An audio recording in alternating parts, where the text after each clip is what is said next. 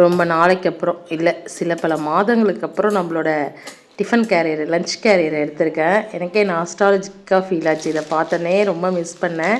சரி இன்றைக்கி இதில் நம்ம சும்மா லஞ்ச் பேக் பண்ணலாமே அப்படின்னு சொல்லிட்டு தான். இன்றைக்கி என்ன லஞ்ச் செஞ்சுருக்கேன் அப்படின்னா, சாதம் வடித்து எடுத்து வச்சுருக்கேன். அதுக்கப்புறம் இன்றைக்கி கிளி போட்ட சாம்பார் என்று அழைக்கக்கூடிய பருப்பு சாம்பார், மிளகாய் கிள்ளி சாம்பார், என்ன பேர் வேணால் வச்சுக்கலாம்.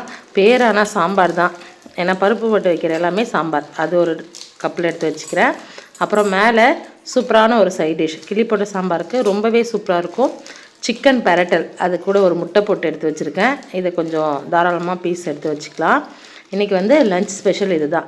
நேற்று சண்டே வெஜ்ஜில் தான். சண்டே ஒரு 4-5 வாரமாகவே வெஜ்ஜில் தான் போயிட்டுருக்கு. நேற்று நைட்டு சும்மா சிக்கன் எடுத்துகிட்டு கொஞ்சம் பிரியாணி செஞ்சு கொடுத்துருந்தேன். அதில் மீதி சிக்கன் இருந்தது. அதை அப்படியே பெரட்டல் மாதிரி வச்சுட்டு கிளி போட்ட சாம்பார் வச்சாச்சு. இன்றைக்கி இதுதான் லஞ்ச் மெனு. அப்புறம் ஸ்நாக்ஸுக்கு நேற்று ஃபங்க்ஷன்லேருந்து கொடுத்து அனுப்பிச்சிருந்த பழம், முறுக்கு இதெல்லாம் இருந்தது.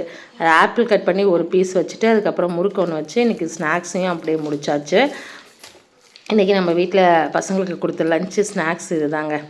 உங்கள் வீட்டில் என்னன்றதை எனக்கு மறக்காமல் கமெண்ட் பண்ணி விடுங்க.